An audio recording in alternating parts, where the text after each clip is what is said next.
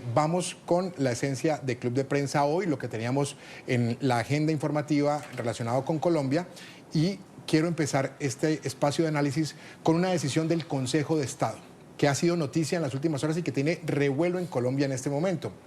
Y es que el Consejo de Estado, de manera provisional, ha suspendido el decreto con el que el gobierno fijó el salario mínimo para el año 2026 con un aumento del 23,7%. Ese aumento fue o ha sido el más alto en la historia reciente del país. La decisión es considerada inédita y se produjo tras el estudio de más de cerca de 30 demandas que alegaban que ese incremento no se sustentó en los parámetros técnicos y exigidos por la ley.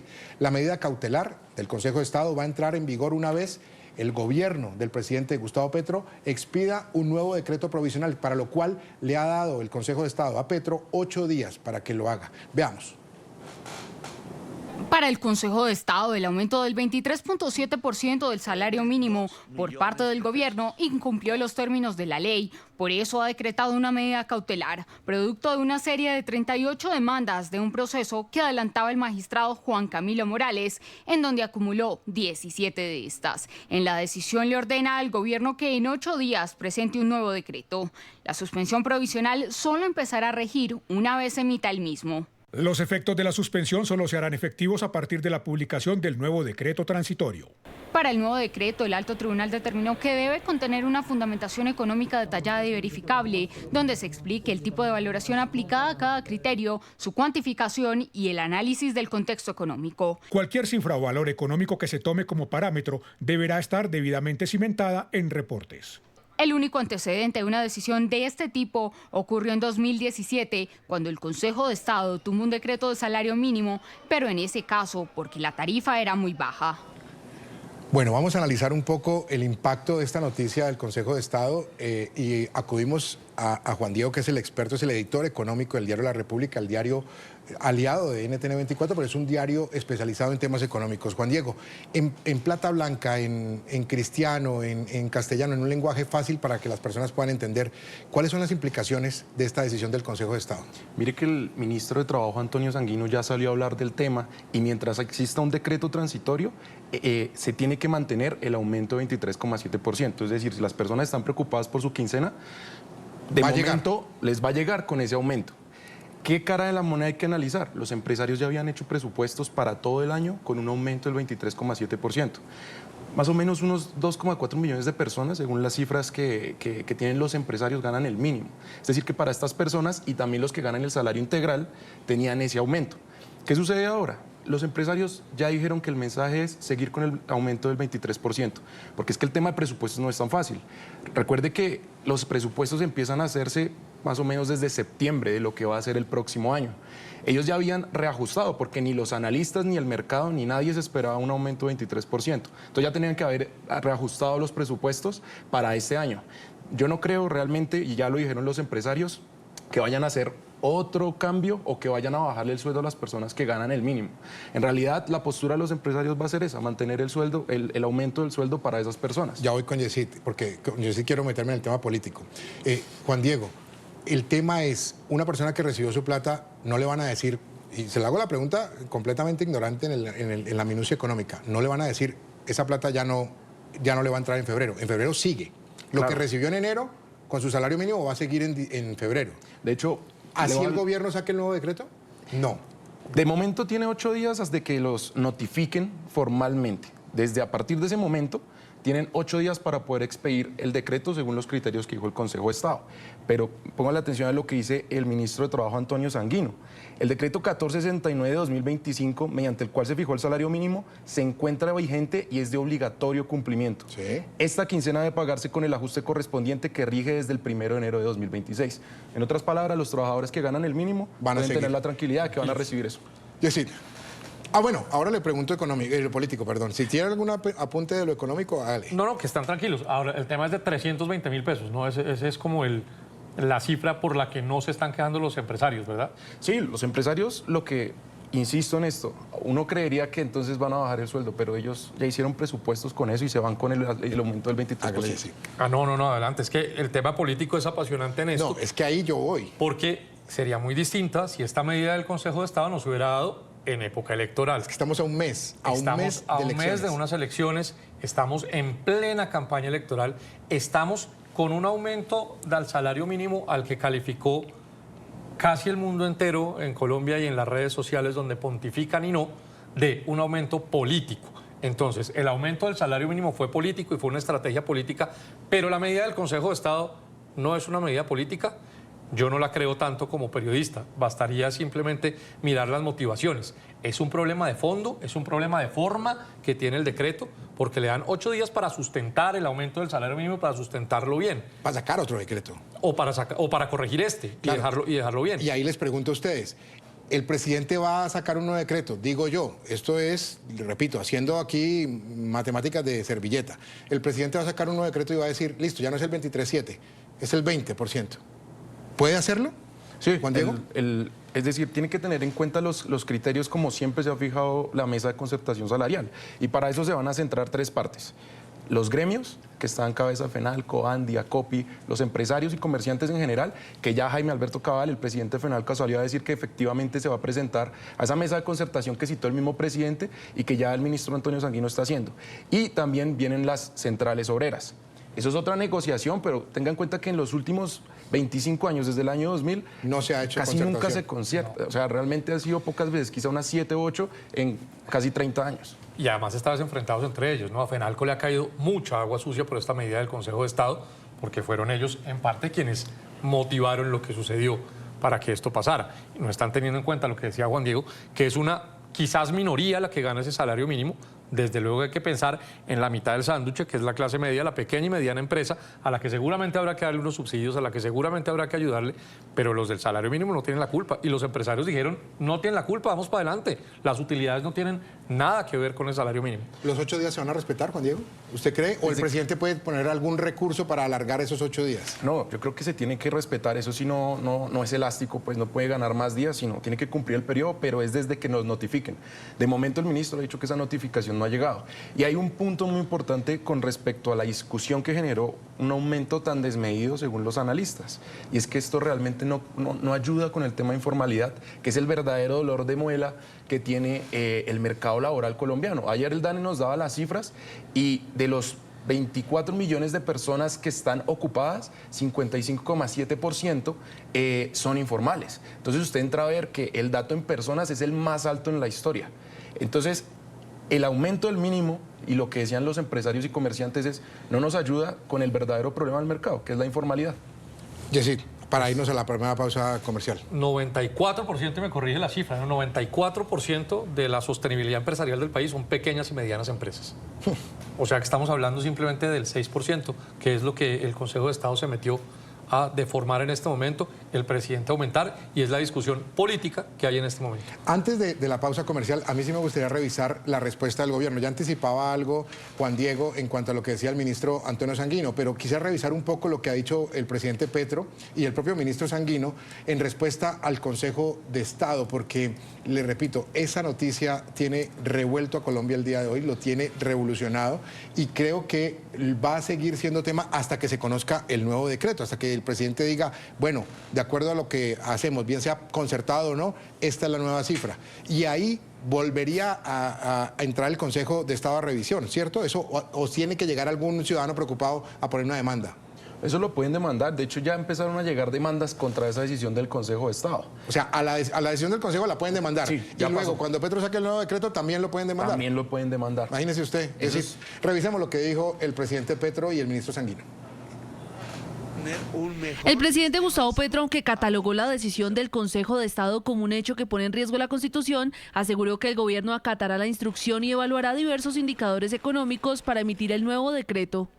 Por respeto al magistrado, el ministro de Trabajo hará una reunión de concertación de inmediato y solicito la reunión de la Coordinación de Movimientos Sociales para estudiar la actitud y el nuevo decreto que se expedirá.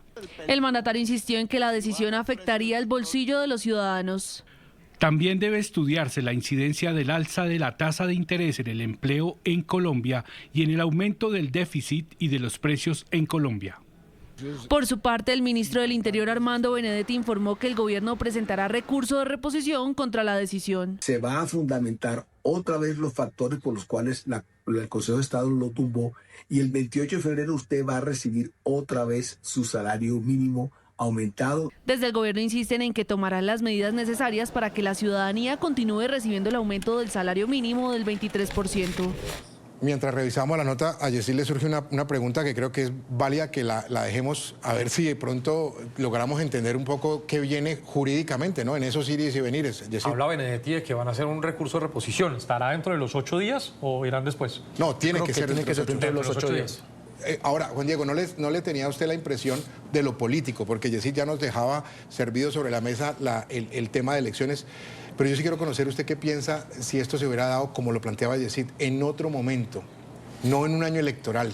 Lo que sucede es que los tiempos en las altas cortes siempre son muy demorados. Ya pasaron casi 45 días desde que ya los empresarios habían empezado a hacer un presupuesto con un alza de 23%. Es decir, es un golpe para la gente y seguramente la interpretación de las personas y a lo que apelará Gustavo Petro como presidente de Colombia es que es un golpe al bolsillo de los colombianos y los más vulnerables. Ese va a ser el mensaje en estos momentos de época electoral. Y mensaje que ya sabemos quién lo va a aprovechar. O sea, pero por supuesto, se va a aprovechar electoralmente en todos los lados. Pero además demoradísimo, lo que dice Juan Diego, demoradísimo lo del Consejo de Estado. Si realmente están preocupados por el tema del salario mínimo, 3, 4 días para haber sacado esta medida, 45 días después de que usted ha recibido 3 quincenas. Bueno, vamos a hacer la primera pausa comercial aquí en Club de Prensa Colombia. Regresamos en minutos porque tenemos también como tema la emergencia económica, que ese es otro chicharrón que tiene Colombia y otro chicharrón económico, porque el presidente quiere, vía decretar emergencia económica, recaudar 8 billones de pesos para atender, sí, para todos es claro lo que está pasando en Colombia en este momento, una crisis enorme en los departamentos, sobre todo de la costa atlántica, por las lluvias. Ya regresamos y hablamos de este tema. Seguimos en Club de Prensa Colombia, estamos hablando, varios temas el día de hoy con Yesid Vaquero y Juan Diego Murcia. Juan Diego del Diario La República, Yesid Vaquero, el corresponsal de Univisión en Colombia. Hablemos ahora del decreto que ha emitido el gobierno, el decreto que declara la emergencia económica y social por la calamidad climática que afronta el país. El documento tiene la firma de todo el gabinete ministerial. Con nuevos impuestos, el gobierno está buscando recaudar, ojo a la cifra, 8 billones de pesos. Se trata del decreto 0150 del 11 de febrero de 2026, con el que se declara el estado de emergencia económica, social y ecológica en parte del territorio nacional. El documento señala que los mecanismos ordinarios para la atención resultan insuficientes ante la magnitud de los efectos derivados del fenómeno climático que afecta a varias zonas del país. Declárese el estado de emergencia económica, social y ecológica en los departamentos de Córdoba, Antioquia, La Guajira, Sucre, Bolívar, Cesar, Magdalena y Chocó por el término de 30 días contados a partir de la vigencia de este decreto. Se pretenden recaudar 8 billones de pesos a través de más impuestos a personas jurídicas, es decir, a empresas que según cálculos de analistas superen en patrimonio los 10.000 millones de pesos. El decreto tiene la firma del gabinete. Es la tercera vez en este periodo presidencial que se recurre a esta figura. Si bien para empezar el análisis es claro, o me parece importante que los televidentes y nuestros invitados voy a hacer una salvedad antes del análisis. Nadie está desconociendo, y no creo que en este país haya una sola persona de cualquier estrato social o de cualquier situación política que desconozca lo que está pasando en cuanto a la emergencia climática, la emergencia que se ha ocasionado por las lluvias. Nadie lo desconoce, todo el mundo sabe lo grave o las consecuencias tan graves que han dejado las lluvias, especialmente en el departamento de Córdoba. Con esa salvedad, con ese elemento sobre la mesa, que no lo estamos desconociendo, yo le quiero preguntar a Juan Diego, antes de Yesid, que nos ilustre un poco para qué está pidiendo el gobierno o quiere recaudar esos 8 billones de pesos y qué tan grande y qué tan impactante es esa cifra para mitigar un poco la tragedia. Es que usted tiene que devolverse para entender este momento que está pasando, porque uno tiene que ver con el retrovisor qué sucedió el año pasado. Cuando aprueban el presupuesto general de la Nación, ya se advertía que iba a estar desfinanciado. Primero porque el recaudo estuvo muy bajo. Lo aprobaron por 546,3 billones de pesos, era el más alto en la historia. Pero iba anclado con una ley de financiamiento, que era una reforma tributaria express que quería tramitar el gobierno y que se les cayó en diciembre. Muy bien. Ahí lanzan la primera emergencia económica, que fue la que tumbó provisionalmente la Corte Constitucional. ¿Qué buscaban? Básicamente, como hay un desfase de 16 billones que no tienen en los bolsillos, que no están en las arcas del Estado, lo que ellos estaban buscando era recuperarlo a través de decretos. Recuerde que cuando se declara el estado de emergencia económica, los decretos tienen fuerza de ley, no es simplemente para reglamentar reglamentar lo que dice el Congreso, ¿no? ¿Qué quiere decir? Que ellos pueden fácilmente expedir decretos y recaudar más plata. Y eso estaba pasando. Los decretos eran, pues digamos, bien, los debatieron mucho desde diferentes frentes. Entre ellos, la Federación Nacional de Departamentos. ¿Por qué? Porque estaban atacando, por ejemplo, impuestos a los licores y el tabaco. También hubo uno que era para el sector energético. Este era muy importante porque básicamente le sacaba a las utilidades antes de impuesto cerca de un 2,5% que tenían que pagar las empresas. Con todo este cuento, justo viene la emergencia que se viene en Córdoba, que sí puede ser un hecho sobreviniente lo que está pasando. Eso ya lo entrará a analizar la Corte Constitucional. Son 8 billones que dijo el Ministerio de Hacienda que se requieren para atender esta crisis humanitaria que están viviendo tantos departamentos. Para 8 departamentos. Y recuerde que esos recursos que se van a captar son únicamente para esos departamentos. Destinados para ellos. Es ilegal que lo usen para cualquier otro frente que tenga el gobierno. Tiene que ser para atender realmente la crisis climática. Lo va a hacer con 3 cosas. La primera, otra vez, aunque no han dado detalles, van a volver a tocar los juegos de azar. Esa es la primera pata que tiene esta emergencia económica. Pero también crearon un impuesto al patrimonio de persona jurídica, que eso casi no existe en el mundo, la verdad, Chucho, eso no existe. Es muy raro que para las personas jurídicas se les pone un impuesto al patrimonio. Y tiene unos márgenes, eso se llaman tarifas marginales, es decir, entre más gane, más paga. Es del 0,6% del patrimonio si entre 200.000 VT y 600.000 VT. Eso es en millones, 10.400 millones de pesos más o menos en patrimonio líquido. Afectará a 15.000 empresas según los mismos datos del Ministerio de Hacienda. Y aquellas que superen ese patrimonio líquido, el impuesto sobre el patrimonio de persona jurídica es del 1,2%. Entonces, esto sí realmente tienen alerta a las empresas. ¿Y por qué? Si bien usted analiza el impuesto de renta corporativa en Colombia, primero es uno de los más altos, 35%. Entonces ya de entrada, de todo lo que usted se gana o le queda de utilidades, le tiene que pagar al Estado 35%. Es decir, si yo me gané 100 pesos en utilidades, 35 pesos van para el gobierno. Pero ahí no termina la vaina, porque hay muchos impuestos que las empresas pagan. Incluso hay sectores que tienen una tasa positiva de hasta 80%. Mire, por ejemplo, el sector minero energético. Usted paga 35 si no tiene sobretasa, pero hay muchos otros sectores que sí tienen sobretasas. Si usted ya está prácticamente dándole el 80% de todo lo que usted gana al Estado, pues... ¿De dónde más? Sí, realmente es una situación muy complicada. Ahora, Jessy, con todo esto que nos deja Juan Diego, o sea, Tomando notas. Eso le iba a decir. Usted y yo estamos en la clase, está Juan Diego en el tablero llenando con numeritos y estamos entendiendo un poco. ¿Usted cree que esto va a prosperar en la Corte? El pastorcito mentiroso, Chucho, eso es lo que pasó acá. Cuando el gobierno comete la equivocación de inventar una emergencia económica sin hecho sobreviniente para reemplazar unas reformas que en su momento no pasaron, pues se viene esta reforma y le van a decir, hombre, ¿cuál reforma si ya nos metiste una que nos ibas a meter? Aquí, lo que usted decía al principio, no hay cómo negar lo que está pasando. Son más de 169.000 víctimas solo en Córdoba. Hay un problema ambiental, un problema de aguas, un problema hídrico enorme que está causando todo lo que está pasando con la ola invernal en Córdoba. Lo económico, a darle a los juegos de azar, darle a los licores, darle al patrimonio, pues es lo primero que harían los economistas en cualquier parte del mundo, así no se haya hecho. ¿Quiénes pueden pagar? Los que más tienen.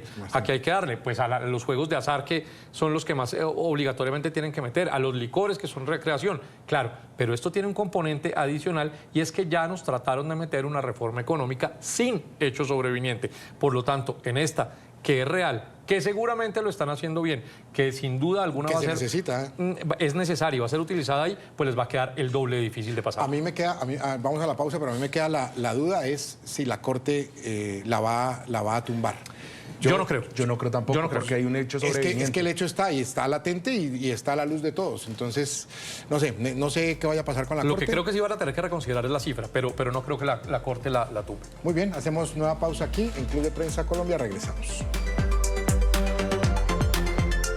Estamos llegando a la recta final de Club de Prensa Colombia y como este ha sido un programa con distintos temas, no solamente lo económico, el tema del salario, el tema de la emergencia económica, al principio hablamos de Trump, de la visita que estaba haciendo en Carolina del Norte, hay una noticia que está en desarrollo.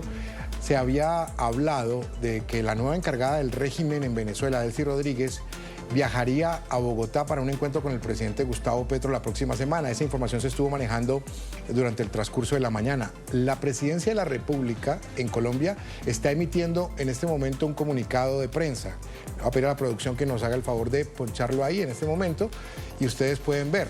La presidencia informa a la opinión pública que por el momento no se tiene confirmada la visita, dice la presidencia, de la presidenta encargada de Venezuela, Delcy Rodríguez, a Colombia. Seguimos trabajando junto con Cancillería para dicho encuentro. Sí está confirmada la reunión del Comité Binacional de Defensa el 21 de febrero. Esta es una noticia que está en desarrollo. Se había hablado de una visita la próxima semana, no se está confirmando, se confirma sí la reunión del Comité Binacional, y quería preguntarle a Yesidia y a Juan Diego lo que tal vez estuvo en rumor en la mañana en medios en Colombia, que iba a visitar Delcy Rodríguez. ¿Cómo ve usted si en algún momento, Yesid, viene Delcy Rodríguez a Bogotá a reunirse con Petro?